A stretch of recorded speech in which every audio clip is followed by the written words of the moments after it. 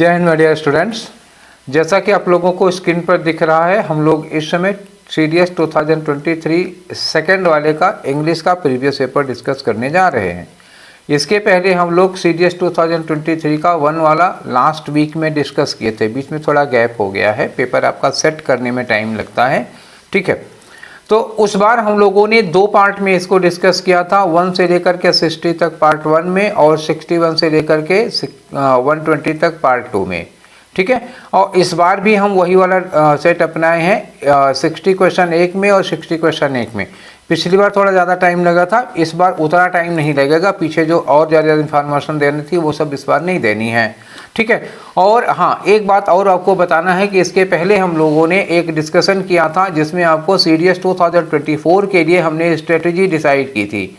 और उस स्ट्रेटजी में हमने ये डिसाइड किया था, हमने ये डिस्कस किया था आप लोगों के सामने कि 2020 से 23 तक फर्स्ट एंड सेकंड के CDS में किस किस तरह के क्वेश्चन पूछे जाते हैं, किस किस टॉपिक से कितने क्वेश्चन पूछे गए हैं, कौन सा टॉपिक कब पूछा गया, कब नहीं पूछा गया है, उसकी एक डिटेल एनालिसिस थी। और ये भी बताया था कि किस चीज़ को कैसे आप तैयार करेंगे। तो फिर से वो सारी चीज़ें डिस्कस नहीं करेंगे, वो वीडियो चैनल पे पड़ा हुआ है और आप डिस्क्रिप्शन बॉक्स के प्लेलिस्ट में चले जाइए, आप वो देख लीजिएगा। अगर जिन लोगों ने नहीं देखा है वो ज़रूर देख लें, इनके लिए बहुत काम का है, ठीक है। तो आज का डिस्कशन हम लोग स्टार्ट करते हैं। PDF आपको मिल गई होगी, अगर नहीं मिली है तो इसी वीडियो के डिस्क्रिप्शन बॉक्स के लिंक में जाइएगा, वहाँ एक जगह लिखा होगा लिंक ऑफ PDF, तो आप उस PDF पे चले जाइएगा, उस लिंक पे चले जाइएगा, आप हमारे टेलीग्राम चैनल पे पहुँच जाएंगे, वहाँ आप ज्वाइन कर लीजिएगा। आपको जितने भी डिस्कशन कराएंगे वो मिलते रहेंगे। हम पर वीक एक डिस्कशन आपको कराएंगे, एक सप्ताह में एक डिस्कशन होगा आपका और एक NDA का डिस्कशन होगा आपका, क्योंकि CDS वाले में काफ़ी लंबा टाइम लगेगा, ठीक है। तो आपके एग्ज़ाम के पहले मैं सारा ख़त्म भी कर लूँगा, ये भी समझ लीजिएगा, ठीक है। धीरे धीरे आराम से करिए। तो चलिए शुरू करते हैं आज का डिस्कशन। देखते हैं कि आज पहले क्वेश्चन, सबसे पहला पार्ट जो सेक्शन है वो क्या है, पार्ट्स ऑफ स्पीच का है। तो 10 क्वेश्चन होंगे इसमें, 1 से लेकर के 10 तक पार्ट्स ऑफ स्पीच पहचाननी होगी। एक आध क्वेश्चन में कॉम्प्लिकेशन में, उस समय आपको डिस्कस कर दूंगा क्या कॉम्प्लिकेशन है, ठीक है। स्टार्ट करते हैं पहला क्वेश्चन। पहले क्वेश्चन में देखिए लिखा है the artist pranced around the stage singing enthusiastically. तो जो कोई आर्टिस्ट है स्टेज पर कूद कूद कर बहुत एंथुजियास्टिकली, बड़े जोश में परफॉर्मेंस दे रहा है। तो आर्टिस्ट क्या हो गया, ये आपका सब्जेक्ट हो गया आर्टिस्ट। उसके बाद क्या हो गई, ये जो वर्ब की सेकंड फॉर्म लगी हुई है यही आपकी मेन वर्ब है, ठीक है ना। अराउंड द स्टेज ये तो प्लेस हो गया, कहाँ पे वो जंप कर रहा था, परफॉर्म कर रहा था। तो प्रांस जो हो गया वो क्या होगी, वो वर्ब होगी, ठीक है, क्योंकि सब्जेक्ट के बाद वही वर्ब लगी है। इसमें तो हमको नहीं लगता कि किसी का गलत हुआ होगा। चलिए आगे देखते हैं, नेक्स्ट क्वेश्चन देखते हैं दूसरा वाला। इसमें लिखा है put the fork and knife. जो फोर्क और नाइफ है इसको कटलरी बॉक्स में रखो। कटलरी बॉक्स क्या होता है, खाने वाली टेबल पे अक्सर देखा होगा, डाइनिंग टेबल पे एक गोला सा डिब्बा रहता है, उसमें ढेर सारे छोरा काटे, मतलब छोरी काटा चम्मच वगैरह टंगे रहते हैं, उसको कटलरी बॉक्स कहा जाता है। इन द कटलरी बॉक्स, तो इन क्या हो गया यहाँ पे, प्रीपोजिशन हो गया, ठीक है। मुझे नहीं लगता कि आपको समझाना पड़ेगा, CDS के बच्चे हो आप लोग, इतने मेच्योर हो कि इतनी माइन्यूट चीज़ें आपको समझानी नहीं पड़ेंगी, ठीक है। चलिए आगे बढ़ते हैं, नेक्स्ट क्वेश्चन लेते हैं। अगला है आपका she came slowly up to the main door. अब यह स्लोली लिखा हुआ है। आप कहते हैं कि किसी वर्ड में ly लगा होता तो एडवर्ब होता है, लेकिन हमेशा नहीं होता। अगर आप एडजेक्टिव में ly लगाए हो तो वो एडवर्ब होगा, लेकिन अगर आप नाउन में ly लगाए होगे तो वो एडजेक्टिव होता है। तो ly लगा होना एडवर्ब होना है, ये डिसाइड पक्का नहीं है, वो 100% श्योर नहीं होता। Sometimes words ending with ly are consider to be an adjective if they are added in noun. तो ठीक है, समझ गए। तो ये स्लोली लिखा हुआ है, ly लगा है, बट पक्का नहीं होता कि नाउन है कि एडजेक्टिव है। देखते हैं काम क्या कर रहा है। तो स्लोली किसके लिए लिखा हुआ है, कम के लिए लिखा हुआ, आने के लिए। और कम क्या है, कम है वर्ब। तो अगर आप वर्ब के लिए यूज कर रहे हो, वर्ब कम स्लोली मतलब हाउ स्लोली, तो अगर वो मैनर ऑफ एक्शन बता रहा है, हाउ डिड सी कम, वो कैसे आई, स्लोली आई, धीरे से आई, तो ये एडवर्ब ऑफ मैनर होगा। तो ये आपका एडवर्ब होगा, पक्का है, ठीक है। क्राइटेरिया पे चेक करिएगा आप, गेस मार के नहीं। Next question, oh no. Oh no के बाद ये जो निशान लगा हुआ है देखिएगा, ये क्या होता है, एक्सप्रेशन होता है। मतलब if you are too much sad, if you are too much happy, if you are too much excited, if you are too much surprised, if you, मतलब जो कुछ भी आपके मन में जो भी फीलिंग है, एंग्री हो सकते हैं, तो जो भी एक्सेसिव फीलिंग होती है उसका एक्सप्रेशन हम किसी वर्ड्स में कहते हैं, जैसे ओ, ठीक है, हुर्रा, ये सब हम यूज करते हैं, वो इंटरजेक्शन होता है, ठीक है ना, तो ये इंटरजेक्शन है। नेक्स्ट चलते हैं, अगला क्वेश्चन करते हैं। क्वेश्चन नंबर 5 में दे आर, अब देखो ये आर क्या है, वर्ब है। अब ये वर्ब है तो दे क्या है, ये दे किसी नाउन के बदले में लिखा हुआ, तो जाहिर सी बात है ये प्रोनाउन है, ठीक है, क्योंकि ये सब्जेक्ट होगा, और अगर सब्जेक्ट होगा, आर वर्ब है, श्योर, तो जो वर्ब सब्जेक्ट है, सब्जेक्ट नाउन हो गया, प्रोनाउन होगा, तो वो नाउन है नहीं तो क्या होगा, प्रोनाउन होगा। अच्छा, आई वी यू दे पूछ लेगा तो इसमें हमको नहीं लगता कोई ज़्यादा दिक्कत है आपको ये पता लगाने में को कि वो प्रोनाउन है कि क्या है। कुछ ऐसा कॉम्प्लिकेटेड मैटर अभी आया नहीं, आगे मिलने वाला है, लोग सामने आ गया है। एक वर्ड दिया हुआ है डल, डल ऐसे आप डिक्शनरी में देखोगे तो डल क्या दिखाएगा, एडजेक्टिव दिखाएगा। लेकिन मैं आपसे बार बार कहता हूं कि केवल आप ऐसे ना देखिए रट के, you can not decide part of speech after claiming, मतलब यू कैन लर्न, जब तक आप उसका प्लेस नहीं देखोगे तब तक आप डिसाइड नहीं कर सकते हो कि कौन सा पार्ट ऑफ स्पीच है। मैं ऐसे बहुत सारे वर्ड हैं जिनको मैं एडजेक्टिव, एडवर्ब, प्रोनाउन तीनों तरह से यूज कर सकता हूं, ठीक है। लिखा है द सन सोन, सूरज चमक रहा था, थ्रू कहां से होकर के, the dull grey clouds, the article है आपका और क्लाउड्स क्या है, नाउन है, ठीक है, ये दो हो गया।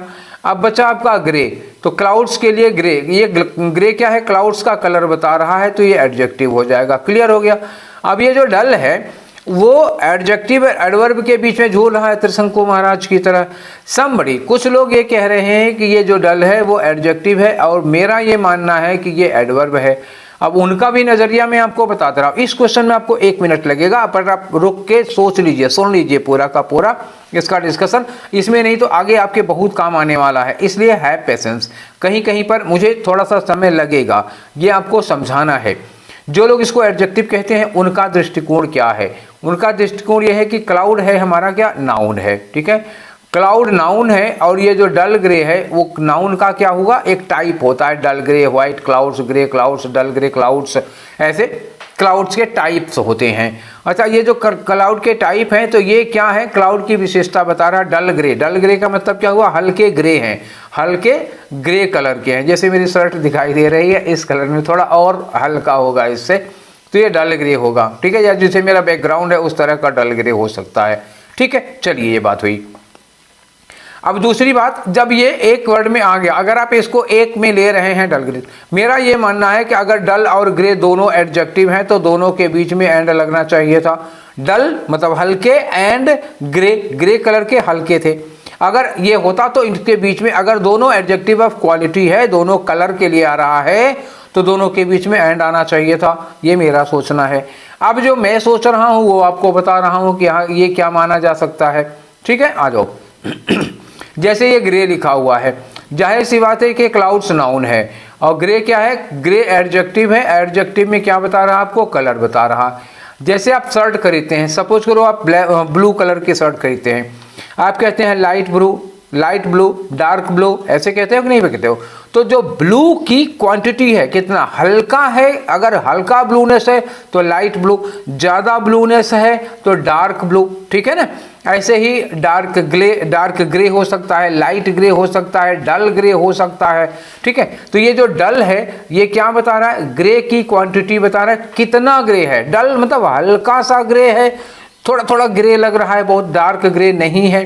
डार्क ग्रे लिखा होता, लाइट ग्रे लिखा होता, डल ग्रे लिखा होता, तो ये सब चीज़ें क्या होती हैं, ये चूंकि ग्रे की क्वांटिटी बता रही हैं, ग्रे को मॉडिफाई कर रही हैं, और ग्रे एक एडजेक्टिव है, कलर है, इसलिए मेरे हिसाब से ये क्या होना चाहिए, एडवर्ब होना चाहिए, ठीक है। अभी यूपीएससी ने आंसर नहीं दिया है, ये मेरा स्टैंड था।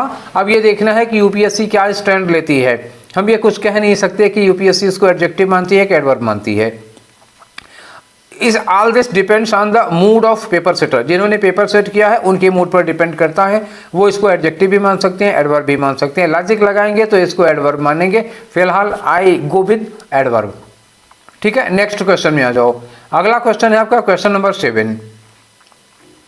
ओवर लिखा हुआ है, चलो पढ़ के देखते हैं sentence. The principal is presiding over the meeting, ठीक है। जो प्रिंसिपल है वो मीटिंग की अध्यक्षता करे, प्रिसाइड इसी से प्रेसिडेंट बनता है ना, तो चेयरमैनशिप करना, प्रिसाइडिंग ओवर, ये ओवर क्या है, प्रेपोजिशन है, ठीक है ना। क्या होगा ये, प्रीपोजिशन है। ओवर, ऑन, एट, ये सब तो प्रीपोजिशन, इसमें कोई डिस्कशन है ही नहीं। वर्ब, ये वर्ब हो नहीं सकता, नाउन हो नहीं सकता, एडजेक्टिव का जगह यूज नहीं हुआ है, ठीक है। तो ये प्रीपोजिशन है, इसमें कोई विवाद नहीं है, कोई बहस नहीं है, ठीक है। अब ये आ जाओ, ये अगला वाला वर्ड आ गया आपका परमिट। परमिट देखो, कैश मशीन्स, कैश मशीन्स क्या हो गई आपकी, सब्जेक्ट हो गई। परमिट पीपल, पीपल क्या हो गए, ऑब्जेक्ट, तो ये क्या हो गया, ये वर्ब हो गया आपका। Cash machines permit people to withdraw money at any time, या अलाउ पीपल या लेट पीपल, तो परमिट, अलाउ, लेट, ये सब क्या हो गया, वर्ब हो गया। तो ये कौन सा ऑप्शन हुआ, पहला वाला हो गया। नेक्स्ट क्वेश्चन आ जाओ, क्वेश्चन नंबर 9 में। The novel is loosely based on the childhood in England, ठीक है। The novel is loosely based on his childhood, तो बेस्ड क्या हो गया, ये आपकी हो गई वर्ब, ठीक है ना। ये इज क्या हो गया, हेल्पिंग वर्ब हो गई। तो लूजली क्या लिखा हुआ, लूजली किसके लिए लिखा हुआ है, नॉवेल के लिए लगा है या बेस्ड के लिए लगा हुआ। तो लूजली किसके लिए, ढीला ढाला, बहुत ही मतलब लूजली वो उनके चाइल्डहुड पर बेस्ड है।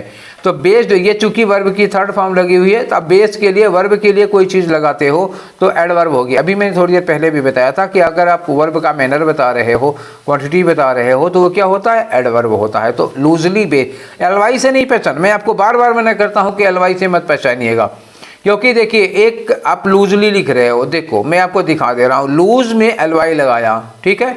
लूज क्या होता है, एडजेक्टिव, लूज एडजेक्टिव होता है, तो लूजली क्या हो गया, एडवर्ब हो गया।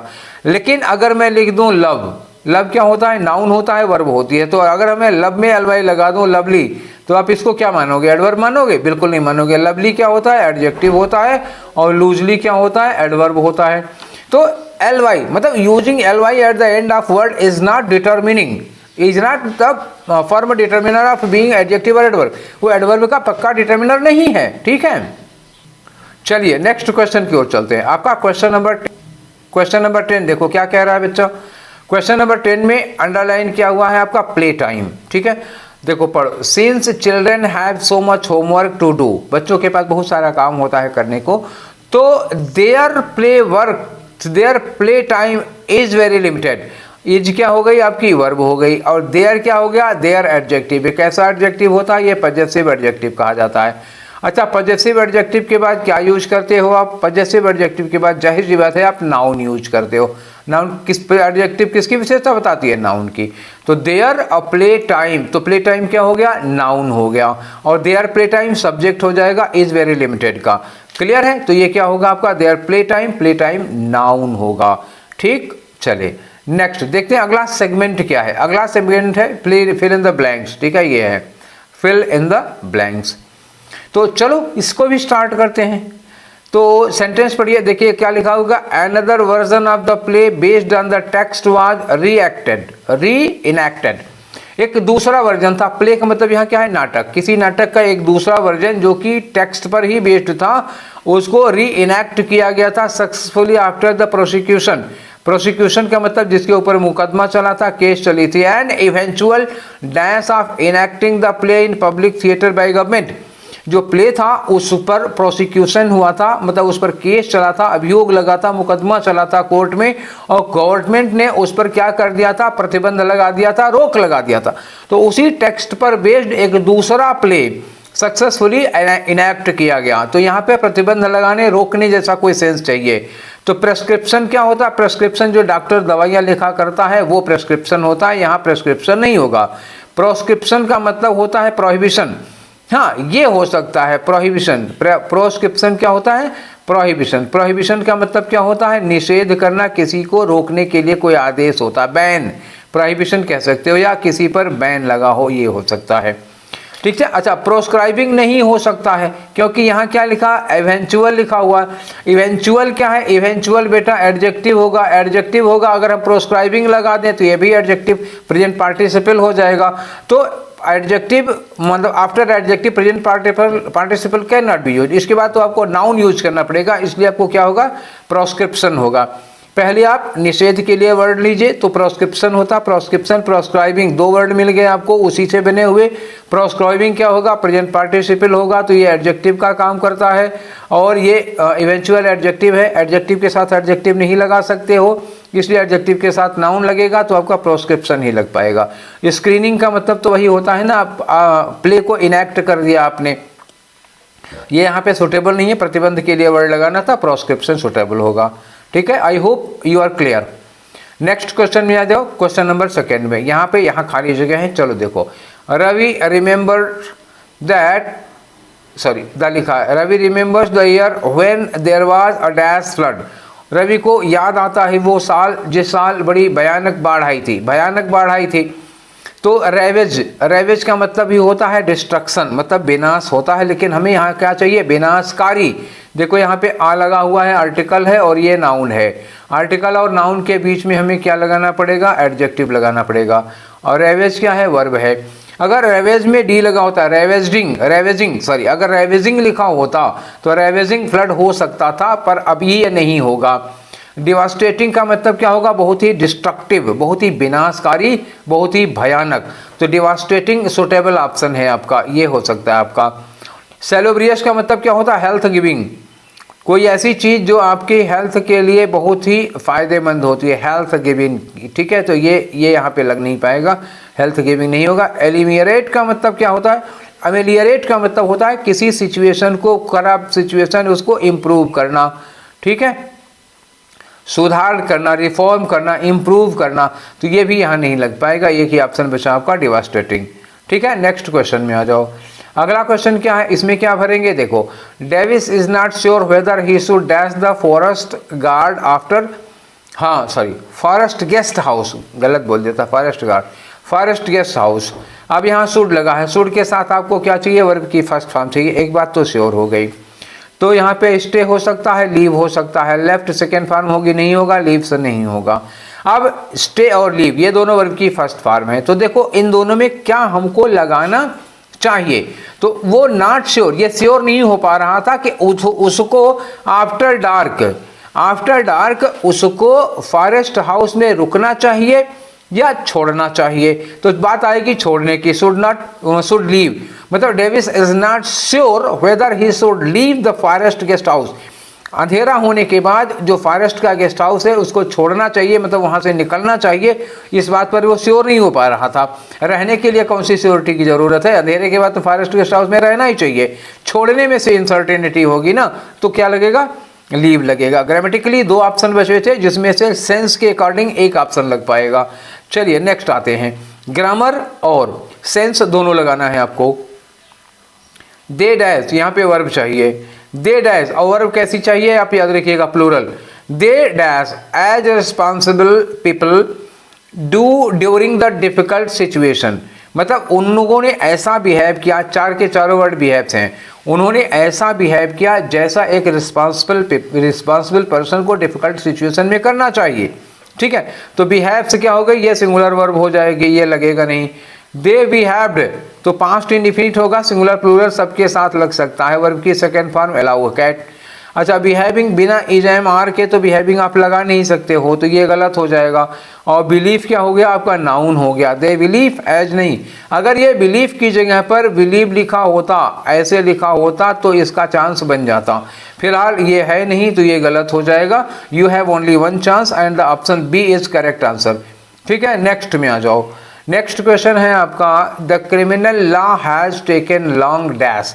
ध्यान रखिएगा कि क्रिमिनल लॉ ने एक ऐसा स्टेप उठाया है, कैसा स्टेप है, in facilitating access to justice for women by making various provisions. बहुत सारे जो नियम हैं, बहुत सारे प्रोविजंस हैं, उसमें ढेर सारे मतलब सुधार करके, बहुत सारे प्रोविजंस करके वुमेन के लिए लॉ को, जस्टिस को एक्सेसिबल बना दिया है। किसने, क्रिमिनल लॉ ने। तो कैसे, क्या क्रिमिनल लॉ ने उसके लिए क्या लिया, has taken long dash, has taken long stand, या हैज टेकन लॉन्ग स्ट्राइड, या हैज टेकन लॉन्ग असाइड, या हैज टेकन लॉन्ग वॉक। तो जब हम किसी काम को करने के लिए काफ़ी लंबा एक्सरसाइज करते हैं, काफ़ी ज़्यादा प्रयास करते हैं, तो उसके लिए हम लोग क्या कहते हैं, has taken a long walk. Strike actually कब यूज करते हैं, जब हम लोग चलते समय बहुत लंबे लंबे कदम रख करके चलते हैं। तो स्ट्राइड जो होता है ना, वो चलते समय कदमों का, एक तरह से चलने का ढंग होगा। स्ट्राइड जो होता है वो प्रयास के लिए, एफर्ट के लिए नहीं लगता। टेक अ लॉन्ग वॉक जो होता है वो एफर्ट के लिए यूज किया जाता है। Take a long stride effort के लिए नहीं लिखा जाता। टेक अ लॉन्ग स्टैंड का मतलब होता है किसी मुद्दे पर आप अपना पक्ष रखते हैं तो वो स्टैंड होता है, जबकि यहाँ पर क्रिमिनल लॉ ने एफर्ट किया है। तो आई थिंक कि आपका यहाँ पे टेक अ लॉन्ग वॉक होना चाहिए। ठीक है, चलिए आगे चलते हैं। नेक्स्ट क्वेश्चन लेते हैं 16 में। 16 में देखो लिखा है कि मेनी लॉ, साथ आज लॉ पर ही है क्या, many law have been made to deal with the problems of dash against women. मतलब बहुत सारे लॉ बनाए गए, बहुत सारे कानून बनाए गए महिलाओं के खिलाफ जो आपराधिक मामले हो रहे हैं, प्रॉब्लम्स आ रहे हैं। तो problems of offences against law, तो ये ऑफेंसेज हो गए। ऑफेंस का मतलब क्या हुआ, उनके खिलाफ जो अपराध उनके खिलाफ किए जाते हैं। तो problems of terror against law, terror के बाद अगेंस्ट नहीं लगेगा, क्रिमिनल्स अगेंस्ट नहीं बल्कि क्राइम होना चाहिए। अगर यहाँ क्राइम होता तो ठीक था। डिफिकल्टीज, प्रॉब्लम ऑफ डिफिकल्टीज, आप प्रॉब्लम भी लिखोगे डिफिकल्टीज भी लिखोगे नहीं, तो क्या होगा, problem of offences against women, suitable ये होगा। नेक्स्ट क्वेश्चन पे आ जाओ 17 नंबर पे। देखो 17 में क्या है लिखा है, a person purchasing goods and services for commercial purposes. कोई व्यक्ति जो कमर्शियल पर्पज से कोई सामान खरीदता है, will also come under the, वो भी नहीं आएगा, नॉट, वो नहीं आएगा under the dash of this act, इस एक्ट के दायरे में। तो दायरे के लिए क्या लगाओगे, परव्यू होगा। रिव्यू का मतलब किसी चीज को रीचेक किया जा रहा है तो रिव्यू होता है। व्यू होता है in the point of view, ये किसी के पॉइंट ऑफ व्यू में होता है। अंडर द लिमिट्स नहीं, वो अंडर द लिमिट आगे लिखा है, will not come under the limits, वो इसके लिमिट में नहीं है, लिमिट नहीं आएगा बल्कि उसके इन्फ्लुएंस में। ये क्या होगा, परव्यू होता है स्कोप ऑफ इन्फ्लुएंस। ठीक, क्या होगा, स्कोप ऑफ इन्फ्लुएंस, ये याद रखिएगा। इन्फ्लुएंस का मतलब क्या, प्रभाव का दायरा है, मतलब क्या हुआ, रेंज होती है। तो इस एक्ट की रेंज में ये नहीं आएगा, तो यहाँ पे परव्यू, वैसे भी लॉ के लिए परव्यू वर्ड सुटेबल होता है। नेक्स्ट आ जाओ 18 नंबर पे। 18 नंबर पे यहाँ क्या करोगे, the emergence of sovereign India, मतलब एक संप्रभु सरकार, संप्रभु भारत। Sovereign, what do you mean by sovereign, sovereign का मतलब क्या हुआ, when we are independent on taking decision on any matter, we are not dependent on any country. जब हम किसी निर्णय को लेने के लिए, कुछ समझौता करने के लिए इंटरनेशनल मैटर किसी पर डिपेंड नहीं है, हम कोई भी डिसीजन लेने के लिए खुद पर बेस्ड होते हैं और हमारा एक हेड होता है। ठीक है, मतलब जैसे प्रेसिडेंट हो गया या किंग हो गया, हमारा एक हेड होता है, इंडिपेंडेंट हेड होता है। ठीक है, वो किसी के अंडर में नहीं होता है, वो सॉवरेन इंडिया। तो जब सॉवरेन इंडिया का इंडिपेंडेंस होता है, संप्रभु भारत का इंडिपेंडेंस होता है इंडियन नेशन का, तो was dash on the notion of equality. तो इस देश का इमरजेंस किस पर हुआ था, इक्वलिटी। इक्वलिटी का मतलब क्या हुआ, समानता के विचार पर। नोशन क्या हुआ, idea, on the idea of equality, समानता के विचार पर ये उभरा था, ये इसका इमरजेंस हुआ था। ठीक है, तो डैश ऑन, ऑन वही लगेगा जिसके बाद लग सकता हो, मतलब कोई ऐसी वर्ब जिससे प्रोमिस्ड ऑन, तो प्रोमिस्ड ऑन नहीं होगा। ये देखो यहाँ पे प्रोमिस का कोई सेंस नहीं आ रहा है, तो emergence of sovereign Indian nation was promised on, तो मतलब ये प्रोमिस किसने किया था, किसने प्रॉमिस किया था बताओ, ये तो लगेगा नहीं। और लुक डाउन भी नहीं होगा। प्रीमाइज्ड का मतलब जानते हो, एक देखो प्रीमाइज्ड का मतलब होता है बेस्ड ऑन, ये इस पर बेस्ड था। तो प्रीमाइज्ड के बाद देखो, ये प्रीमाइज्ड है जिसके बाद ऑन आप लगा सकते हो, तो प्रोमिस्ड के बाद ऑन नहीं लगेगी, ये प्रीमाइज के साथ ऑन लगेगा। अच्छा, डिपेंड लग सकता है, लेकिन अगर डिपेंडेंट लिखा होता या डिपेंडेड लिखा होता, पास्ट में जाता तो डिपेंड हो सकता था। डिपेंड यहाँ पे पास्ट में है नहीं, ठीक है, यही दो तीनों है पास्ट में, ये प्रेजेंट में आ जा रहा है, फर्स्ट फॉर्म आ जा रही है, तो ये गलत हो जाएगा। ठीक है, इसलिए प्रीमाइज्ड हो जाएगा। ठीक है, नेक्स्ट आ जाओ 19 में। देखो 19 क्या लिखा, इन Manipur the most important piece of literary work that continues to dash a sense of patriotism is खोंगजोन पर्व। खोंगजोन पर्व जो है ये एक पीस ऑफ लिटरेचर है, मतलब एक किताब है, एक बुक है, जो वहाँ के लोगों के अंदर आज भी देशभक्ति की भावना भर रही है। तो किसी व्यक्ति के अंदर कोई फीलिंग भरना, कोई इमोशन भरना किसी चीज़ के लिए, तो उसके लिए हम लोग क्या लगाते हैं, इंस्टिल लगाते हैं। इंस्टॉल क्या होता है, कोई मशीन आप कहीं पर खड़ी करते हैं, तैनात करते हैं, तो उसके लिए इंस्टॉल किया जाता है। ठीक है, मशीनें इंस्टॉल की जाती हैं, आपका जैसे फोटोकॉपी की मशीन इंस्टॉल की जाती है। ठीक है, उसमें सब लैपटॉप वगैरह में कोई सॉफ्टवेयर वगैरह इंस्टॉल किया जाता है। ठीक है, तो ये सब चीज़ें इंस्टॉल होती है ना, फीलिंग नहीं इंस्टॉल की जाती है। दिमाग में आपके कोई फीलिंग, कोई जोश, कोई इमोशन भरा जाता है, तो वो इंस्टॉल नहीं, इंस्टिल किया जाता है। ठीक है, तो ये सब कोई नहीं होगा, यही होगा इंस्टिल। चलिए नेक्स्ट क्वेश्चन करते हैं 20 पे। 20 पे क्या करना भाई, देखो खाली जगह फिर से है, देखो लिखा women's autobiographies in the post independence period. Post independence period का मतलब क्या, 1947 के बाद का हुआ। कैन बी सीन है, जो वीमेन की ऑटोबायोग्राफी है उसको देखा जा सकता है किस रूप में, as dash of their literary interest. तो उनका जो साहित्यिक इंटरेस्ट है, उनका जो लिटरेरी इंटरेस्ट है, उनका जो रुझान है साहित्य में, उसके एक सबूत के रूप में इन लोगों ने बहुत सारी ऑटोबायोग्राफीज लिखी जो इस बात का सबूत है कि वुमेन में लिटरेरी इंटरेस्ट होता है। तो एज क्या होगा, एज एविडेंस होगा, ठीक है ना। अब देखो सब्सिस्टेंस का मतलब क्या होता है, जीवन निर्वाह के लिए होता है, मतलब किसी तरह से जीवन जीता रहें, जीवन जीते रहें, तो वो सर्वाइवल नहीं होगा, सब्सिस्टेंस सर्वाइवल हो गया, तो ये लगेगा नहीं।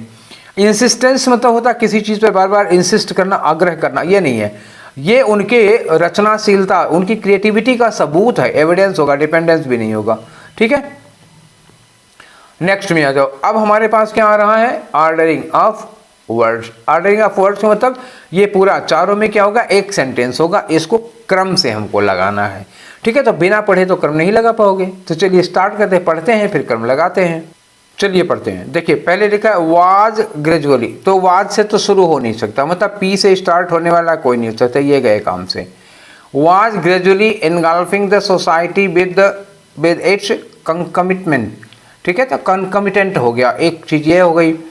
अब दूसरा देखो, one could not overlook the diminishing religiosity which से खत्म ही नहीं हो सकता, तो क्यों से कोई एंड दिया भी नहीं है कि इससे होगा, इसके साथ कुछ ना कुछ आपको कनेक्टर चाहिए। आगे लिखा व्हाइल प्लेज, ठीक, while plays with mythological content, जो प्लेज हैं, जो नाटक हैं, किसके साथ, माइथोलॉजिकल कंटेंट आप समझ गए होंगे, ठीक है, पौराणिक कंटेंट के साथ जो प्ले हैं। Continued to be in vogue, ये लगातार, वो इन वोज का मतलब इन फैशन, इन प्रचलन, इन यूज, वो देखो मैंने क्या बोला, इन प्रचलन, क्या हिंदी है, जो प्रचलन में है, जो वोज में है, जो फैशन में है, जो चलन में है, जो चल रहे हैं, ट्रेडिशन में है, परंपरा में है। आगे लिखा इम्प्लीकेशंस, इम्प्लीकेशंस का मतलब क्या हुआ, ये नाउन है तो किसके साथ लग जाएगा, ये कंकमिटेंट इम्प्लीकेशंस, कंकमिटेंट यही एडजेक्टिव है, इसके बाद वो नाउन लग पाएगा, तो इसका मतलब पी के बाद एस लगना तो श्योर है। कम आगे लिखा है कि implications for the stage, stage का मतलब वही प्ले की बात हो रही है, from the third decade of the 20th century, ये हो गया। अच्छा, ये वाज किसके साथ कनेक्ट कर पाओगे, विच के साथ कनेक्ट कर पाओगे, तो क्यू में पी लगा दो, तो पी के पहले क्यू आ जाएगा, तो यानी क्यू पी एस पहले आप ढूंढ लो। क्यू पी एस का जो इंटर कनेक्शन है वो एकदम से फिक्स है, ठीक, क्यू पी एस, तो क्यू पी एस कहाँ है, यहाँ पे क्यू आर एस है, होगा नहीं, क्यू पी एस ये आपको मिल गया और क्यू पी एस ये आपको मिल गया, ठीक है, और यहाँ क्यू पी एस है नहीं, तो अब बात आई आर पहले होगा कि बाद में होगा, ठीक है। तो एस देखो कहाँ खत्म हो रहा है, एस खत्म हो रहा है 20th सेंचुरी। अब ये एक बात हो गई, अब देखो जो कंटिन्यू बात है, कंटिन्यू जो बात है वो यहाँ पे आके खत्म हो रही है, ठीक है। अब देखना ये है कि आर जो है ये व्हाइल प्लेज, ये पहले लगेगा कि बाद में। अच्छा, ये व्हाइल लगा हुआ है, तो व्हाइल का मतलब ये होता है कि आप जो पहले कोई बात कहे गए हैं उसके उल्टा जाना है आपको, ठीक है। तो उल्टा जाने का मतलब व्हाइल, पहले हम क्यू पी एस वाली बात कर लेंगे, उसके बाद आर वाली करेंगे, क्योंकि व्हाइल ऊपर वाली पहले वाली बात हो, ये माइथोलॉजिकल बात, प्लेज की बात हो रही है ना, जबकि इसके पहले क्या बात हो रही है, इन सब की बात हो रही है। देखो जैसे यहाँ लिखा कि one could not overlook the diminishing religiosity which was gradually engulfing the society with concomitant implication for the state from the third decade of the 20th century। अब इसी के अगेंस्ट जा रहा है while plays with mythological content, ठीक है। तो ये while वाला, वैसे भी while वाला किसी बात का विरोध करता है, अपोजिट में आता है, तो पहले पूरी बात होने के बाद इसको लगाना चाहिए, तो QPS के बाद ही आर लगेगा, आर अकेले है, QPS एक साथ में, तो थर्ड वाला ऑप्शन आपका सुटेबल होगा, ठीक है। नेक्स्ट आ जाओ, अगला वाला करते हैं हम लोग 22 में, ठीक। तो 22 में देखो क्या है, पढ़ना होगा डिपेंड्स। देखो डिपेंड्स वर्ब की फॉर्म में एस लगा हुआ शुरुआत में, तो ये पी से तो स्टार्ट होने वाला नहीं है कोई, यहाँ भी इनको काट दो। डिपेंड्स प्राइवेट प्रॉपर्टी, अच्छा ये डिफेंड लिखा ना, defends private property emphasizes the virtues of competition, एक बात हो गई। बट आल्सो तो कहीं नॉट ओनली भी होना चाहिए। देख लेंगे कहाँ हमको नॉट ओनली, ये नॉट ओनली मिल रहा है, नॉट मियरली, मतलब एस के बाद क्यू लगाना है, ये हमारा कनेक्शन बन गया एस क्यू का। जल्दबाजी ना करो, अभी थोड़ी देर में हम लोग ढूंढ लेंगे, क्योंकि अगर एस क्यू ढूंढोगे तो ये वाला हमको एस क्यू में मिल रहा है और कोई एस क्यू मिल नहीं रहा, यहाँ भी एस क्यू नहीं मिल रहा, यहाँ भी एस क्यू मिल रहा। हालांकि आपका क्वेश्चन सॉल्व हो गया, मतलब नॉट ओनली यहाँ दिया, मियरली का मतलब ओनली होता है, ठीक है ना, तो नॉट ओनली के साथ ये बट आल्सो लगना है, एस के बाद क्यू आएगा, पक्का है, आपका क्वेश्चन सॉल्व हो गया, यही थर्ड वाला होगा आंसर। हाँ, हमें कोई जल्दबाजी नहीं है, आंसर सॉल्व हो गया। अब आप क्रॉस चेक कर लीजिए, क्रॉस चेक कर लीजिए, पढ़ के देखिए, ये एक पढ़ चुका हूँ। But also as an ideology in its own right, specially one that, देखो दैट के बाद अभी अधूरा है ये, वन दैट, यहाँ एंड लगा है, एंड से आप स्टार्टिंग ही नहीं कर सकते हो, ठीक है ना, एंड से स्टार्ट नहीं कर सकते हो। And suggest that general prosperity will result from the pursuit of self interest, यहाँ लिखा है कैपिटलिज्म। देखो यहाँ एंड से हुआ शुरुआत नहीं होगा, बट से हुआ शुरुआत नहीं होगा, डिफेंस वर्ब में एस लगा हुआ है शुरुआत नहीं होगा, केवल यस ही है स्टार्टिंग पॉइंट, तो ये दोनों के दोनों कट गए। अब इसी में दिया हुआ था एस स्टार्टिंग पॉइंट और इसमें दिया था एस स्टार्टिंग पॉइंट, ठीक है ना। चलिए, तो अब एस स्टार्टिंग पॉइंट ये हमको मिल रहा है स्टार्टिंग पॉइंट। अब एस के बाद क्या लगाना, देखो एक बार फिर से पढ़िए। कैपिटलिज्म फॉर इंस्टेंस, उदाहरण के लिए, capitalism is sometimes treated not merely as an economic system, तो यहाँ नॉट मियरली लिख गया, हम उसके तुरंत बाद क्या हम चले जाते, बट आल्सो पे चले जाते, एस के बाद क्यों लगना चाहिए था, हो गया ये। अब श्योर हो गया, पक्का। चलिए नेक्स्ट करते हैं, अगला क्वेश्चन लेते हैं 23 में देखो क्या लिखा, the equality provisions of the constitution, the equality provisions, जो समानता के प्रावधान है कॉन्स्टिट्यूशन में। नार आर दे, अब यहाँ देखो इसके पहले कुछ निगेटिव आना चाहिए तभी ये नार लग पाएगा, ठीक है ना, ये नॉट मियरली वाला लग सकता है। Nor are they confined to individuals as bearers of rights, यहाँ लिखा आर से भी स्टार्ट नहीं हो पाएगा, ठीक है, लिखा are not merely anti discriminatory based on the assumption of neutrality, आगे लिखा of the state towards all citizens, ठीक। अब चलो, अब इसकी स्टार्टिंग आप कहाँ से कर सकते हो बताओ। इसकी स्टार्टिंग करने के लिए इस वाले के अलावा कोई चांस ही नहीं है, नार आर दे स्टार्ट नहीं होगा, आर नॉट मियरली होगा नहीं, of the state towards all किसके लिए लगाए, आ नहीं रहा है, तो पी के अलावा कोई स्टार्ट नहीं हो सकता है, तो इनको तो गोली मार दो। अब पी से दो स्टार्ट हो रहे हैं, दोनों के बाद पी के बाद आर लगा हुआ है, तो पी आर पहले कनेक्ट कर लो आप। लिखा है the equality provisions in the consumption, आगे आ जाओ, are not merely anti discriminatory based on the के बाद ये ऑफ तो लग नहीं पाएगा, ठीक है ना, sorry, based on the assumptions of neutrality, हाँ based on the assumptions of neutrality. उसके बाद क्या होगा, अब एक तो हो गया नॉट मियरली वाला ये, अब ये आगे आ जाओ, nor are they confined to individuals of bearers of the rights of state onwards, ये हो जाएगा। तो क्यू के बाद क्या लग जा रहा है आपका, क्यू के बाद नहीं, एस के बाद क्यू लगाना होगा हमको, तो क्यू के बाद एस का कनेक्शन तो बना ही नहीं, ठीक है। अब जरा क्यू के बाद एस का कनेक्शन नहीं बना, जरा एस और क्यू का कनेक्शन करके हम लोग देख लेते हैं। तो एस किसके बाद लगाना है, आर के बाद, तो आर कहाँ खत्म हो रहा है, देखो यहाँ लिखा based on the assumptions of neutrality of the state, हाँ कनेक्ट तो हो रहा है, आर के साथ एस कनेक्ट हो रहा है, ठीक है ना, assumptions of the neutrality of the state towards all citizens. अब उसके बाद क्यू लगाओ, नार आर दे कन्फाइंड, एक बात यहाँ खत्म हो जाएगी, हाँ तो एस के बाद क्यू बल्कि हो जा रहा है, एस जो है वो आर से कनेक्ट हो पा रहा है, क्यू से कनेक्ट नहीं हो पा रहा है, ठीक है, तो फिर पहला वाला हो पाएगा, हमें बीच का भी कनेक्शन देखना पड़ेगा ना, ठीक है। चलो क्लियर हो गया, नेक्स्ट क्वेश्चन में आ जाओ। अगला क्वेश्चन है आपका 24, ठीक, तो 24 में देखो पढ़ के देखते हैं ना, पहले तो पढ़ना पड़ेगा।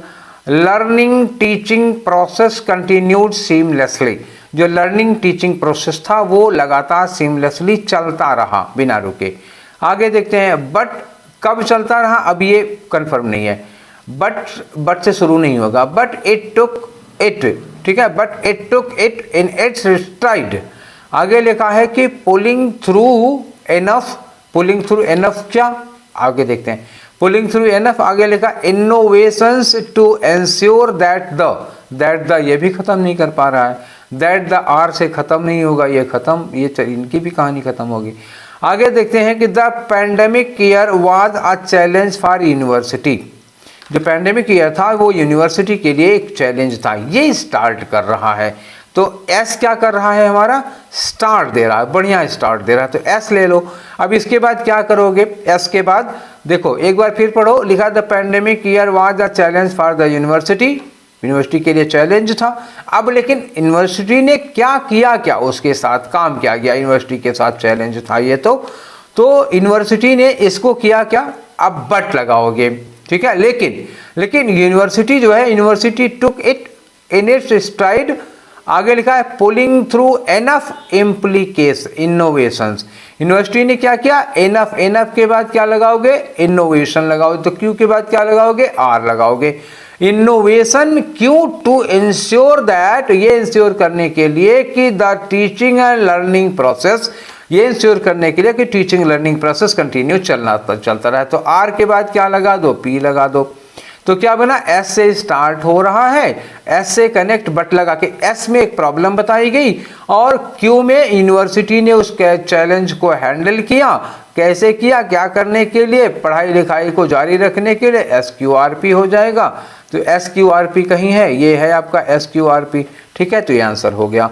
ठीक है, नेक्स्ट क्वेश्चन में चलें, अगला देखते हैं 25 में क्या करना है। 25 में देखो भाई, लिखा है प्रोस्क्राइब्ड, अभी थोड़ी देर पहले आया था, प्रतिबंध लगाने के लिए, वर्ब के सेकंड फॉर्म से स्टार्ट हो रहा है, तो यहाँ से स्टार्ट होगा, तो फिलहाल नहीं, पी से आप स्टार्ट नहीं कर पाओगे। प्रोस्क्राइब्ड मतलब क्या हुआ, प्रतिबंधित, eight the slightest hint of any sedition intent, ठीक। आगे लिखा है the dramatic performance act effectively marked the end of direct, the end of direct यहाँ ख़त्म भी नहीं हो पा रहा है, क्यू से एंड भी नहीं हो सकता, ये भी नहीं हो सकता किसी कीमत पर, क्यू से एंडिंग नहीं हो रही है। आगे लिखा कि political activism what little had been demonstrated, वो पॉलिटिकल एक्टिविज्म जो बहुत कम डिमॉन्स्ट्रेट, बहुत ज़रा सा डिमॉन्स्ट्रेट। आगे लिखा in the Bengal public theatre although some plays continue to be के बाद भी नहीं लगेगा, कंटिन्यू टू बी के बाद क्या होगा, जो लगातार निरंतर क्या रहे। तो हम स्टार्ट कहाँ से करेंगे, ये हम स्टार्ट करेंगे एक्ट, कोई कानून वानून था उसी से हम इसको स्टार्ट कर पाएंगे। तो पहले कौन सा, the dramatic performance act effectively marked the end of direct, and of direct के बाद क्या होगा बताओ, एंड ऑफ डायरेक्ट के बाद आएगा डायरेक्ट, क्या डायरेक्ट प्रोस्क्राइब्ड होगा, नहीं डायरेक्ट इन द बंगाल होगा, नहीं डायरेक्ट पॉलिटिकल एक्टिविज्म होगा। तो क्यू के बाद क्या लगा दो, क्यू होगा, डायरेक्ट में हो रहा है, डायरेक्ट के बाद end of direct political activism what little had been demonstrated कहाँ बताओ, लिटिल हैड डिमॉन्स्ट्रेटेड कहाँ, in West Bengal, in the Bengal.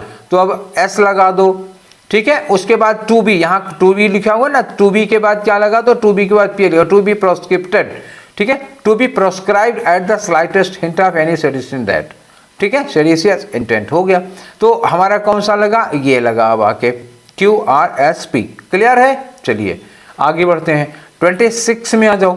26 में देखो क्या लिखा है कि moderation and compromise may mean that multi party, अब मल्टी पार्टी के बाद कुछ छोटा नहीं है, यहाँ देखो दैट लगा, कनेक्शन हुआ, मल्टी पार्टी क्या, मल्टी पार्टी अ फाइनल नहीं, मल्टी पार्टी आर नहीं, मल्टी पार्टी सिस्टम से यस, ये हो जाएगा। मतलब पी के बाद एस लगाना, ये तो हमारा पक्का हो गया, ठीक है ना। पी एस ढूंढ लो कहीं पे, कहाँ पे, इसमें पी एस है नहीं है, इसमें पी एस है, हाँ है, ये देखो पी एस दिया हुआ है, यहाँ पी एस है नहीं है, यहाँ पी एस है नहीं है, एस पी है। आंसर तो आपका हो गया, मतलब आंसर लग गया। आप क्रॉस चेक करना चाहो तो करवा देते हैं, ठीक है, चलो क्रॉस चेक करवा देते हैं। तो क्यू से स्टार्ट करके देख लो, क्यू में देखो क्या लिखा, a final problem is that the tendency towards के बाद क्या, tendency towards moderation and compromise may mean that multi-party systems are so dominated by the political center that they इस दैट दे के बाद क्या लोगे, that they are unable to offer clear ideological alternatives. हो गया, एकदम करेक्ट है कि नहीं लगा हुआ? चलो मान गए, ठीक है आगे बढ़ लो। मान गए तो 27 पे आ जाओ। देखो लिखा even after an offence has been committed. Even after, शायद शुरुआत नहीं हो सकती, हो भी सकती है। आगे लिखा है कि provisions for women still is dependent on the observations. आगे लिखा है of the rules of procedure and evidence by the implementing agencies. आगे लिखा है the criminal justice administration with all its favourable. Favourable के बाद क्या, फेवरेबल के बाद खत्म हो रहा है ना, तो फेवरेबल प्रोविजंस आ सकता है, और तो कुछ हमको नजर नहीं आ रहा है। Favourable of the rules, favourable even after, या फेवरेबल प्रोविजंस। तो एस के बाद क्यू का कनेक्शन हमारा ठीक ठीक बैठ रहा है। एस क्यू कहाँ कहाँ है, या एक मिला एस क्यू यहाँ पर, एक मिला एस क्यू यहाँ पर, और एक मिला एस क्यू, मतलब ये हमारा काम नहीं बन पाया अब की बार। जो सोच रहे थे कि हमारा इतने में काम बन जाएगा, ये बन नहीं पाया एस क्यू। ठीक है, तो देखते हैं स्टार्ट कौन से हो सकते हैं। एस क्यू, अब स्टार्ट देखो पी से हो सकता है क्या, इवन आफ्टर पी से स्टार्ट हो ही नहीं पाएगा, काटो इनको। और आर से स्टार्ट हो सकता है क्या, पी से देख लेते हैं। पी से तो कोई स्टार्ट, जब पी से स्टार्ट ही नहीं हो पा रहा तो हमारा काम ही खत्म हो गया ना, और मशक्कत करने की जरूरत क्या रह गई जी। Even after an offence has committed, तो हो ही नहीं पा रहा है ना, इवन अब इसे स्टार्ट ही नहीं हो पा रहा है। बाकी ये पी से स्टार्ट, ये पी से स्टार्ट, ये पी से स्टार्ट, बात ही नहीं, खत्म हो गया हमारा। तो फिर एक ही बच रहा है, एस से स्टार्ट हो रहा है। एस से लेके देखते हैं द क्रिमिनल, एक बार इसको क्रॉस चेक कर लो। The criminal justice administration will in with all its favourable provisions for women still, ठीक है, still is dependent on the observation. Observation किसका, ऑब्जर्वेशन ऑफ द रूल्स। जाहिर सी बात है ना, ऑब्जर्वेशन के बाद क्या लगाओगे, observation of the rules, are लगा दो, एस क्यू आर हो गया। अब रूल्स वाला पढ़ो, अब observation of the rules of procedure and evidence by the implementing agencies. अब ये सब होगा, इवन इफ, इतने सब के बाद तो पी लगा दो लास्ट में, ये हो गया। तो आंसर कौन सा हुआ आपका, डी वाला हो गया, ठीक ना, मान गया कि नहीं। चलिए नेक्स्ट पे आ जाओ 28 में। 28 देखो, similar contents to earn more revenues, ये से स्टार्ट नहीं होगा। आगे लिखा ये एंड एम्फेसाइज, इससे स्टार्ट नहीं होगा, ऐसे खैर कोई है भी नहीं। लिखा है द थिएटर मैनेजमेंट अप्रिसिएटेड, मतलब आज सब थिएटर ही थिएटर रहेंगे क्या। द थिएटर मैनेजमेंट अप्रिसिएटेड, किसको अप्रिसिएट किया, the popularity of such themes. ऐसे मतलब अब यहाँ से शुरुआत कहाँ से कर पाओगे बताओ, आप लोग अंदाजा लगाओ शुरुआत कहाँ से हो सकती है। तो क्यों से ही शुरुआत हो पा रही है कि नहीं, the popularity of such system. ये सच क्या लगा, सच पहले पहले तो आ नहीं सकता ना, एंड से स्टार्ट नहीं कर सकते हो। Similar content to earn more revenue, similar content किसके सिमिलर, हो ही नहीं पा रहा। तो क्यू के अलावा कोई स्टार्टर नहीं है, तो इन दोनों को तो हटा दो। अब यहाँ पर क्यू आर दोनों में लगा है, क्यू आर होगा ही होगा। क्यू के बाद आर लगा दो, तो theatre management appreciated the popularity of such themes, ठीक है। और अब इसके बाद क्या करोगे, अब सिमिलर कंटेंट करोगे, and emphasised staging play with similar contents. तो पहले एस कर लो, एस के बाद पी कर लो, ठीक है। तो कहाँ आ रहे हो, एस पी ये रहा आपका, ठीक है। पहले एस हो जाएगा, उसके बाद पी हो जाएगा, क्लियर हो, ठीक है। चलिए आगे आते हैं 29 में देखते हैं। 29 देखो, the Supreme Court in its majesty, ठीक है, article 21 which deals with the right to life. आगे लिखा and magnanimity has expounded profoundly the semantic sweep of, ठीक है। तो अब ये एंड से तो स्टार्ट नहीं हो सकता ना हमारा, शुरुआत इसकी किससे करोगे। तो शुरुआत क्या होगा, the Supreme Court in its majesty, ठीक है, ये तो हो सकता है। तो मजेस्टी होगा तो एंड मैग्नेनिमिटी इसी के साथ हो जाओ। सुप्रीम कोर्ट ने ही एक्सप्लेन किया है ना अपनी मजेस्टी एंड मैग्नेनिमिटी में, तो इसके बाद क्या लगा दिया, पी के बाद R. The Supreme Court in its majesty and, ये एंड मैग्नेनिमिटी इसी मजेस्टी के साथ ही कनेक्ट कर पाओगे, और मैग्नेनिमिटी से मिलता जुलता कोई वर्ड ही नहीं है, तो इस दोनों को कनेक्ट कर दिया, तो पी के बाद होगा। हैज एक्सपाउंडेड, उन्होंने एक्सप्लेन किया, क्या एक्सप्लेन किया है, अब ये बताओ क्या एक्सप्लेन किया है। एक्सप्लेन किया है ये है सिमेंटिक स्वीप ऑफ आर्टिकल 21। तो एस लगाओ, एस के बाद क्या लगा दोगे, क्यू लगा दो। तो आपके बाद PRSQ का ऑप्शन कहाँ मिल रहा है, डी में मिल रहा है। क्लियर हो गया। चलिए, क्योंकि अगर आप क्यू को पहले कर देते हैं, एस को बाद में कर देते हैं, तो एस एंड में है ही नहीं किसी के, हो भी नहीं सकता क्योंकि ऑफ लगा है वहां पे। ठीक, आगे आ जाओ। नेक्स्ट क्वेश्चन 30 वाला। 30 वाले में क्या है, ऑफ अनपॉपुलर पॉलिसीज। तो तुम शुरुआत है नहीं हो पाई पी से। ठीक है, इन विच स्टार्ट ही नहीं पड़ेगा, स्टार्ट ही नहीं कर पाएगा। रिजाइम और system of rule tells us, कौन सा रिजाइम, वो हो ही नहीं रहा है, काम ही नहीं बन रहा है। रिजाइम किसके साथ, इस पॉलिटिकल के साथ कनेक्ट कर पाओगे, और तो कुछ बन नहीं पा रहा। तो आपका स्टार्टर मिलना जरूरी है ना। स्टार्टर आपका क्या हो सकता है, क्यू ही हो पा रहा है। वन ऑफ दीज इज, यहीं से, और हालांकि आधे पे से स्टार्ट है, किसी पैराग्राफ का हाफ पार्ट उठाया गया है। ठीक है, तो इससे स्टार्ट नहीं होगा, इससे स्टार्ट नहीं होगा, इससे स्टार्ट नहीं होगा, तो क्यू से ही स्टार्ट होगा। दो ऑप्शन है हमारे क्यू से स्टार्ट होने वाले। ठीक है, चलिए, क्यू के बाद आर लगेगा या क्यू के बाद एस लगेगा, देखते हैं। One of these is that the in focusing on the legitimacy of a political, of a political के बाद ऑफ अनपॉपुलर होगा नहीं, ऑफ अ पॉलिटिकल के बाद इन विच होगा नहीं, ऑफ अ पॉलिटिकल रिजाइम और सिस्टम, तो क्यू के बाद एस लगा लो। क्यू के बाद एस लगाओगे तो यही एक मिल पाएगा, बात खत्म हो गई, हमारा आंसर ये भी सेट हो गया। क्रॉस चेक करना चाहो तो करा देते हैं। System of rule tells us little about the, little about the किसके, लिटिल अबाउट द के बाद क्या लगेगा, लिटिल अबाउट द सर्कमस्टेंसेज, ये भी तो है इसी में लगा हुआ। हाँ, सर्कमस्टेंसेज, इसके बाद क्या लो, in which political authority challenge as a result of, ये लिखा ना, एज अ रिजल्ट ऑफ, ये ऑफ कहाँ कनेक्ट हो रहा है, ऑफ अनपॉपुलर पॉलिसीज, पीछे लास्ट कर दो। ठीक है, चौथा वाला फाइनल हुआ। ठीक है, अब आते हैं हम लोग, इसके बाद कौन सा आता है हमारा, इडियम एंड फ्रेजेस का सेगमेंट। ठीक है, तो बच्चों चलिए इडियम एंड फ्रेजेस करते हैं हम लोग। तो आपका जो पहला इडियम है वो क्या दिया हुआ है, cattle of the, cattle to fish, cattle of fish नहीं, पहले पूरा पढ़ना पड़ेगा। लिखा I always prefer to study physics and mathematics. ठीक, अभी तक इनको फिजिक्स और मैथमेटिक्स पसंद थी। Now choosing economics and literature for further studies, अब आगे की पढ़ाई के लिए इकोनॉमिक्स और लिटरेचर ले लिया। तो ये क्या है, is another kettle of fish. तो is another kettle of fish का मतलब क्या हुआ कि एकदम टोटली डिफरेंट है ये। तो क्या होगा, कंप्लीटली डिफरेंट मैनर हो जाएगा, स्लाइटली डिफरेंट नहीं होगा, और डिफिकल्ट का कोई मतलब नहीं है ना हरी का कोई मतलब है। तो कंप्लीटली, भाई कोई आदमी पहले फिजिक्स और मैथमेटिक्स पढ़ता रहा, अब वो इकोनॉमिक्स पढ़ रहा, लिटरेचर पढ़ रहा, तो बिल्कुल डिफरेंट होगा कि नहीं होगा। ठीक है, डिफिकल्ट नहीं, डिफरेंट होगा। ठीक है, नेक्स्ट आ जाओ, सिटिंग ऑन द फेंस है। लिखा he criticise the participant for sitting on the fence and not contributing in finalising the report. मतलब सिटिंग ऑन द फेंस का मतलब क्या हुआ, नॉट टेकिंग एनी डिसीजन।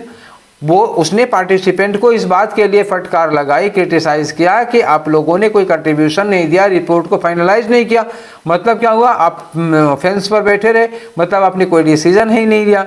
मतलब नॉट फॉलोइंग द रूल्स नहीं होगा, टेकिंग साइड भी नहीं होगा, नॉट टेकिंग अ डिसीजन होगा। ठीक है, तो चलो ये हमारा सी वाला हो गया। नेक्स्ट क्वेश्चन पे आ जाओ। अगला क्वेश्चन क्या है हमारा, ही स्ट्रेन्ड एवरी नर्व। नर्व का मतलब होता है एक एक नस, आपके हाथ में जो नसें होती हैं, तो एक एक नस इन्होंने कहा स्ट्रेन्ड एवरी नर्व, तो एक एक नस को स्ट्रेन कर दिया, मतलब एकदम एड़ी चोटी का जोर लगा दिया, पूरा खून पसीना एक कर दिया। He strained every nerve to understand the discuss on the philosophy. तो क्या हो गया, ट्राइड हार्ड, पूरी कोशिश कर दी, ट्राइड हिज बेस्ट। ठीक, नेक्स्ट आ जाओ। अगला क्वेश्चन हो गया 34 में, देखो लिखा when it comes to using technology she is completely at sea. Technology की यूज करने की बात आती है तो she is at sea. At sea का मतलब क्या होता है, एकदम डायलेमा में चली जाती है, कंफ्यूज रहती है। तो कंफ्यूज ये रहा, आपका कंफ्यूज हो जाएगी। ठीक है, एट सी मतलब कंफ्यूज रहना। नेक्स्ट में आ जाओ, लिखा he is not a great scholar but he has the gift of the गैब। वो कोई बहुत बड़ा विद्वान नहीं है लेकिन उसके पास गिफ्ट ऑफ द गैब है। गिफ्ट ऑफ द गैब का मतलब क्या होता है, oratory, oratory, art of oratory इसको कहते हैं, या आप कह सकते हो इलोक्वेंस। इलोक्वेंस का मतलब भाषण देने की कला। ठीक है, एकदम कॉन्फिडेंटली जो बोल लेता है उसको गिफ्ट ऑफ द गैब कहा जाता है। ठीक है, एबिलिटी टू राइट क्रिएटिवली नहीं होगा, एबिलिटी टू रीड फ्लुएंटली नहीं होगा, एबिलिटी टू कन्विंस नहीं होगा, एबिलिटी टू स्पीक कॉन्फिडेंटली ये हो गया, स्पीक कॉन्फिडेंटली चौथा हो जाएगा। नेक्स्ट में आ जाओ बेटा। अगला क्वेश्चन क्या है, चेंज्ड हैंड। कौन, this car belong to Ravi, ये कार रवि के। आज मेरे ही नाम के सारे क्वेश्चन क्यों आ रहे हैं, 2 बार हो चुका। But recently it changed hands, लेकिन अभी हाल ही में इसने हैंड्स चेंज, हाथ बदला। हाथ बदला का मतलब क्या हुआ, ओनर बदला। ठीक है, ओनर बदला मतलब क्या हुआ, बेच दिया, दूसरे की हो गई तो ओनर। हैंड चेंज का मतलब क्या हुआ, ओनर चेंज हो जाना। चलो, चेंज ओनरशिप, ये हो गया आपका आंसर। ठीक है, नेक्स्ट आ जाओ। 37 में देखें क्या है। He turn down the new assignment. Turn down का मतलब क्या होता है, रिफ्यूज कर देना। He felt that he already had too many irons too in the fire. ठीक है, तो too many irons in the fire मतलब भट्टी में ढेर सारा लोहा है। भट्टी में ढेर सारा लोहा मतलब उसको, मतलब ये लोहार का काम करते हैं और उन सारे लोहे को पीटना पाटना है। तो असाइनमेंट क्यों मना कर दिया, क्योंकि पहले से ही बहुत सारा काम इनके पास है। तो जब हमारे पास ढेर सारा काम पहले से ही होगा तो हम और काम नहीं ले पाएंगे। Having involvement in illegal, illegal का कोई मैटर नहीं है। हैविंग प्रॉब्लम का प्रॉब्लम नहीं है, बिल्कुल नहीं। हैविंग फाइनेंशियल हर्डल भी नहीं है। हैविंग मल्टीपल टास्क, बहुत सारे मल्टीपल टास्क, बहुत सारे काम करने को बाकी हैं तो नया काम कैसे लेंगे, डी वाला होगा। नेक्स्ट आ जाओ, अगला वाला क्वेश्चन क्या है आपका, देखो। Something should be done to stop the brain drain from Indian scientist to other countries. मतलब जैसे इंडिया के साइंटिस्ट, आईआईटी पैसा खर्च करके इन लोगों को साइंटिस्ट बनाती है, बाद में नासा वाले या कहीं और लोग इनको थोड़ा बड़ा ऑफर देते हैं तो ये इंडिया छोड़ के वहाँ चले जाते हैं। ठीक है, तो ये चीज़ को कहा जाता है ब्रेन ड्रेन। जब किसी देश का टैलेंट बेटर अपॉर्चुनिटीज के टक्कर में अपना देश छोड़कर दूसरे देश में चला जाता है। तो इसमें से देखिए ऑप्शन कौन सा हो सकता है, movement of professionals to another country for higher study. Higher study के लिए नहीं जा रहे हैं, जॉब के चक्कर में जा रहे हैं सब। Movement of professionals to another country for better prospect, हाँ ये होगा, बेटर प्रॉस्पेक्ट के लिए जा रहे हैं, सिक्योरिटी के लिए नहीं जा रहे हैं ये सब। ठीक है ना, ना एक्सकर्शन के लिए जा रहे हैं। बेटर प्रॉस्पेक्ट मतलब एक बेहतर ऑफर मिलता है उनको, डॉलर कमाने चले जाते हैं। ठीक है, चलिए नेक्स्ट क्वेश्चन की ओर चलते हैं। अगला क्वेश्चन है हमारा 39 का। देखो 39 में क्या है कि I just need to take rest, मतलब मुझे आराम करने की ज़रूरत है। Then I will be as right as a rain, तो मैं एकदम बिल्कुल वैसे ही ठीक हो जाऊंगा जैसे रेन, मतलब एकदम फिजिकल स्टेट अच्छी हो जाएगी। तो in good mental and physical state ये हो जाएगा। ठीक है ना, फिजिकली एक्टिव और पास्ट इवेंट्स रिकॉर्ड ये सब नहीं होगा। क्या होगा, मतलब एज राइट एज रेन का मतलब एकदम फिजिकली और मेंटली बढ़िया से ठीक हो जाएगा, गुड हो जाएगा।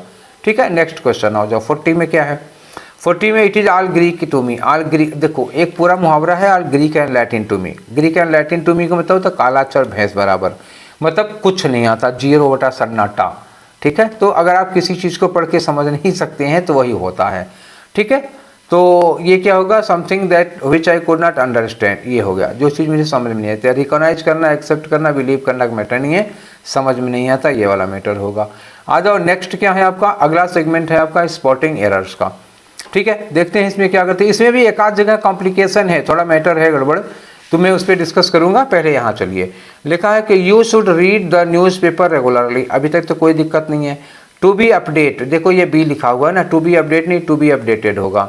ठीक है, तो बी के साथ वर्ब की थर्ड फॉर्म लगती है तो ये अपडेटेड होना चाहिए, to be updated with the current affair. देखो बी के साथ वर्ब की फर्स्ट फॉर्म कभी नहीं आती, या तो आईएनजी फॉर्म आएगी या तो थर्ड फॉर्म आएगी। तो आपका आंसर कौन सा हो गया, सी वाला हो गया। ठीक है, इतना आगे चलिए।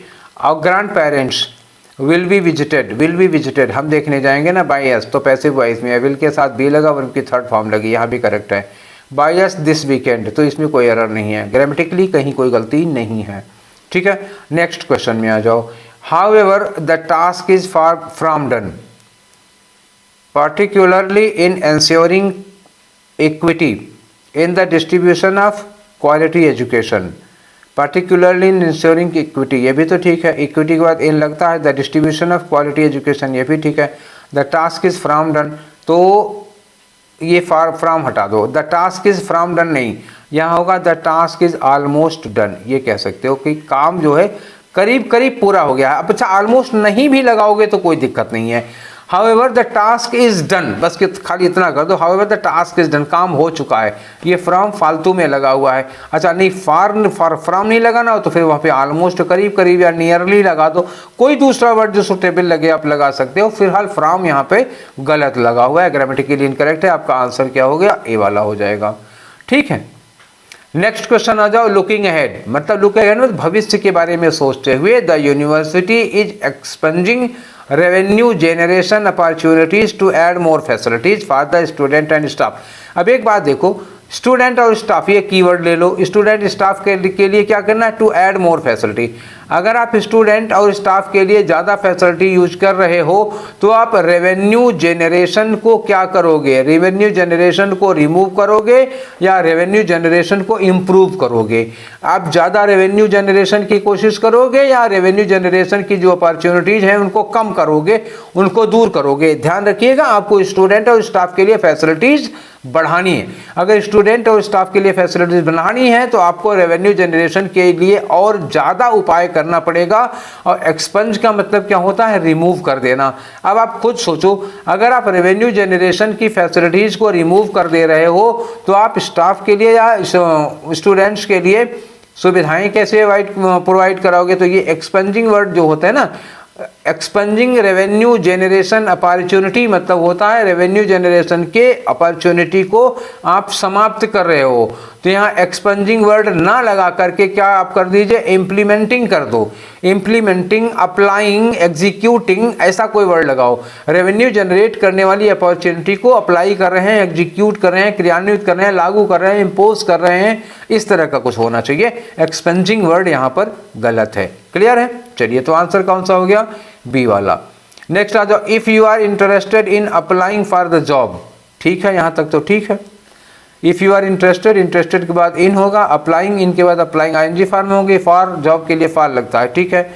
Your application must received by Friday. तो मस्ट देखो, मस्ट के बाद वर्ब की सेकेंड फॉर्म थर्ड फॉर्म लगती है क्या, नहीं लगती है। तो चूंकि पैसिव वॉइस तो क्या होगी, तो क्या होगा, मस्ट रिसीव भी नहीं होगा। Here should have been must be received by Friday. तो योर एप्लीकेशन रिसीव करेगा नहीं, रिसीव किया जाएगा।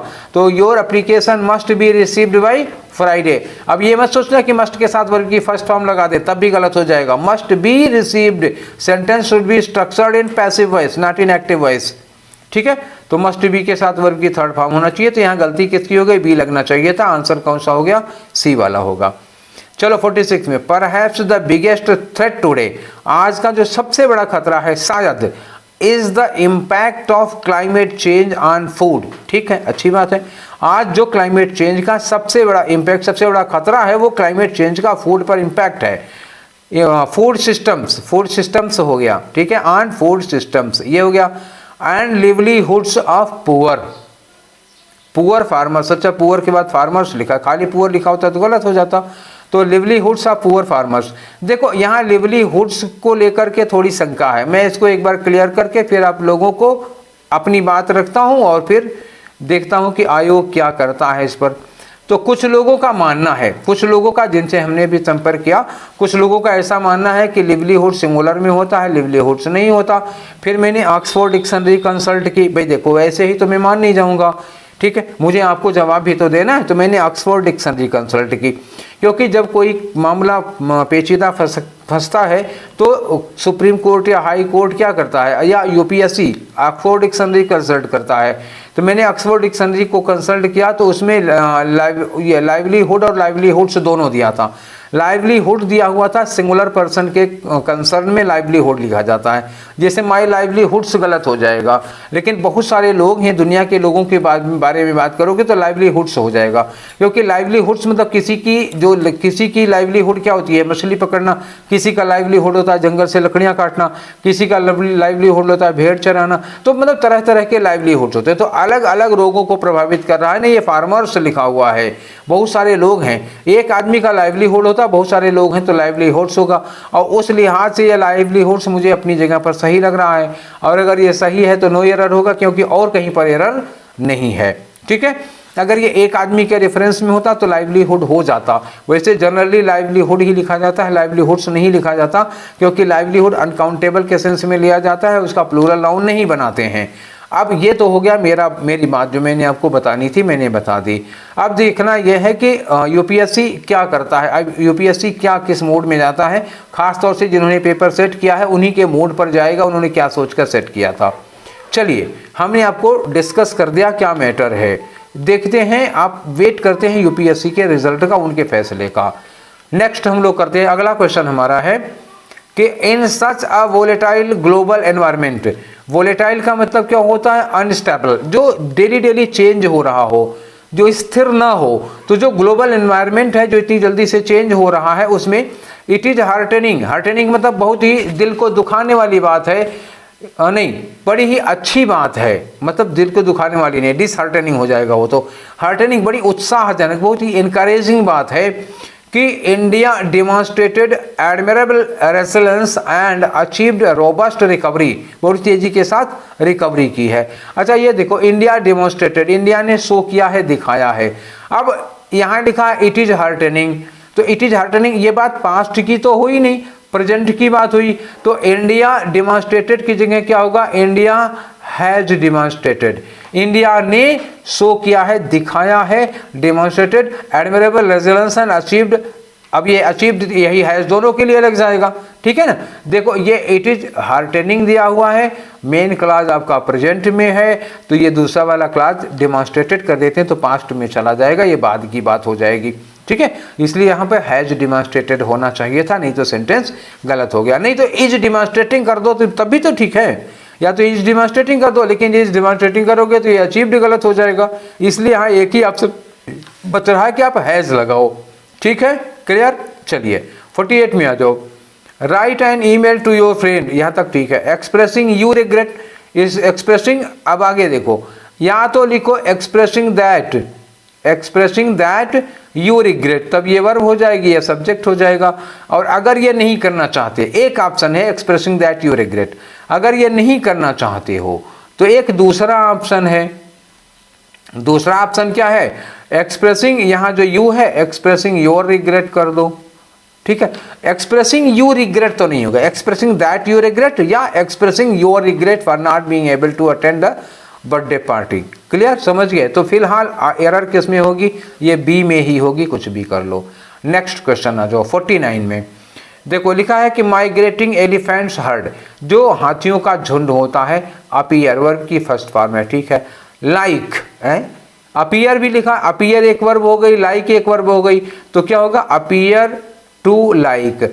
जो माइग्रेटिंग हर्ड है एलिफेंट का, वो ऐसा प्रतीत होता है, ऐसा लगता है कि इसको ज़्यादा पसंद, appear to like West Bengal, ऐसा लगता है कि इन हाथियों के झुंड को वेस्ट बंगाल इतना ज़्यादा पसंद है, इतना ज़्यादा पसंद है कि they spend more time here than the neighbouring states from where they cross over, जहाँ से वो पार करके आते हैं, ठीक। तो ये जो अपीयर लगा हुआ है, ये अपीयर मेन वर्ब हो गई, तो उनको देख के ऐसा लगता है कि इन्हें ज़्यादा पसंद है।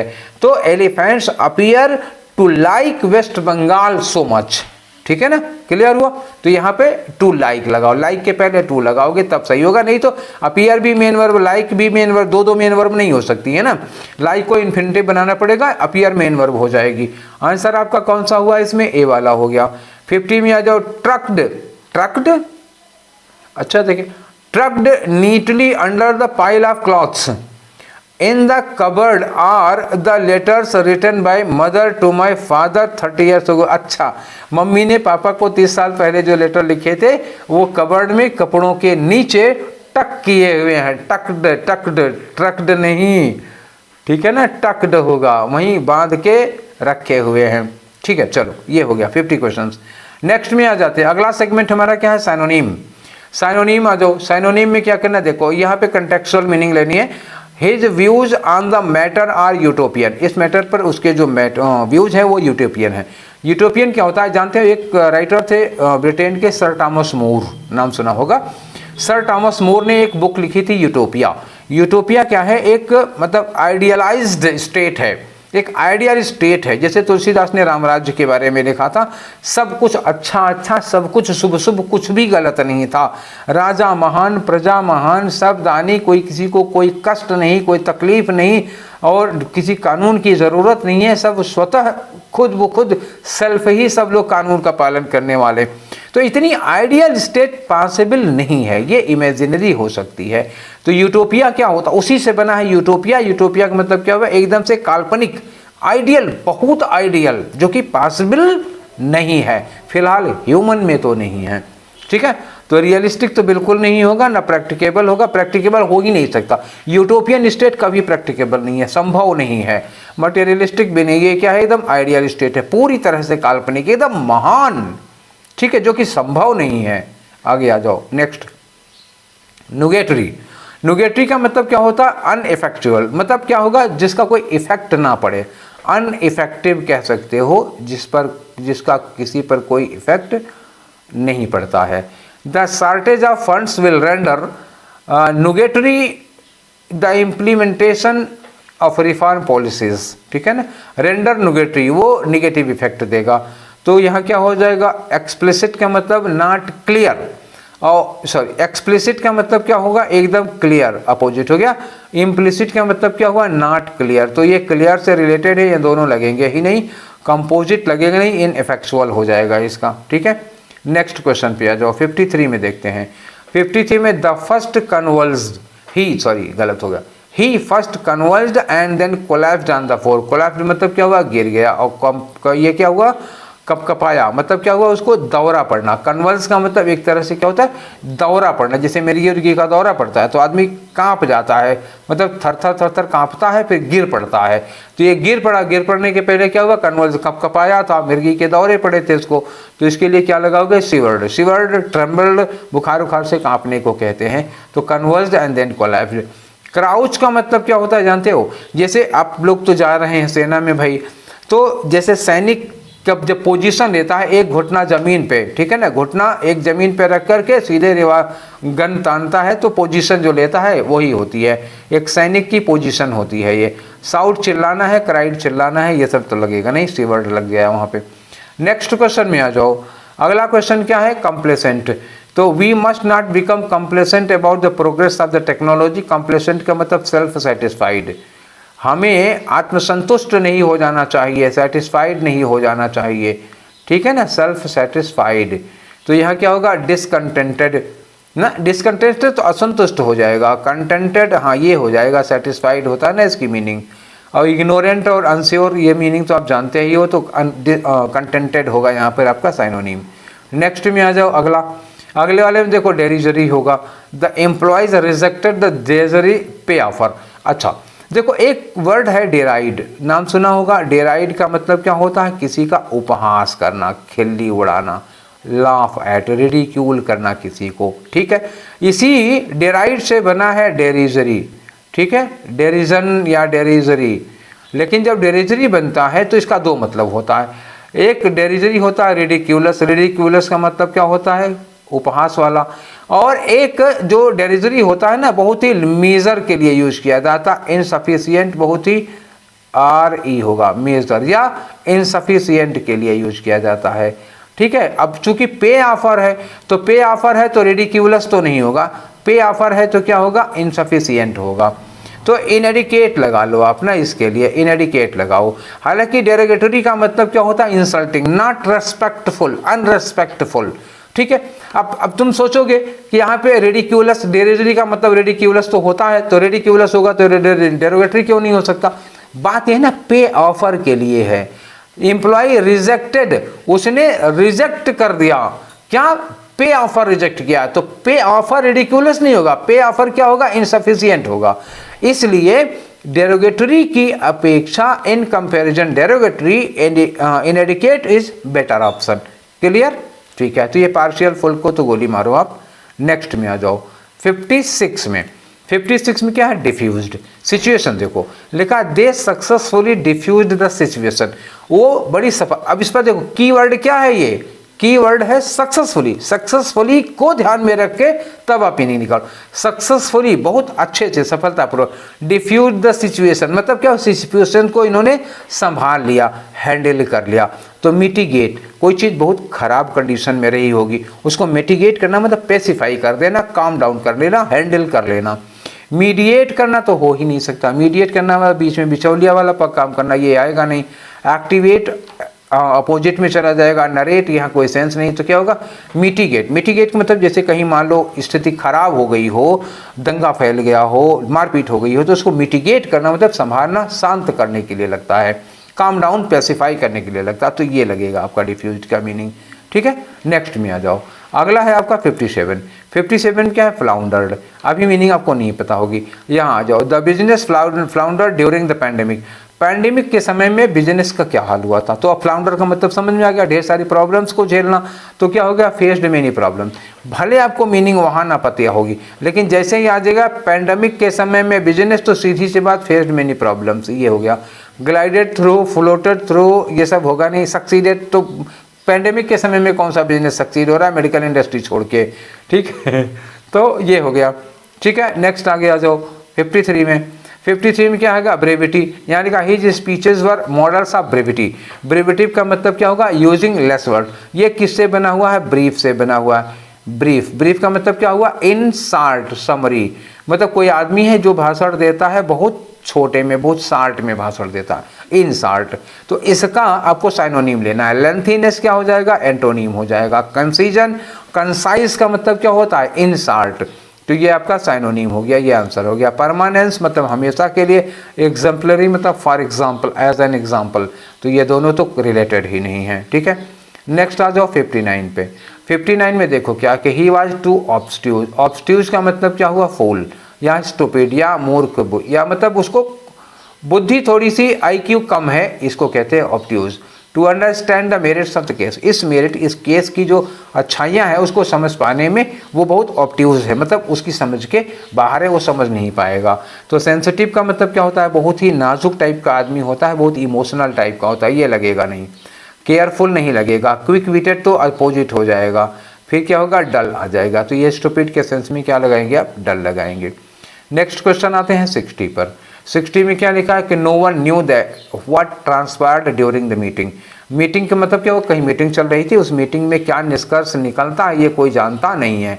तो ये ट्रांसपायर्ड का मतलब क्या हुआ? क्या निष्कर्ष निकला, व्हाट कम आउट, ठीक है ना। ये आउटपुट क्या था मीटिंग के दौरान। तो व्हाट इमर्ज, ये ट्रांसपायर्ड का मतलब इमर्ज हो जाता है। एक्सचेंज नहीं होता है, वहाँ स्पोकन भी नहीं होगा, मर्ज भी नहीं होता। मर्ज मतलब एक में मिल जाना।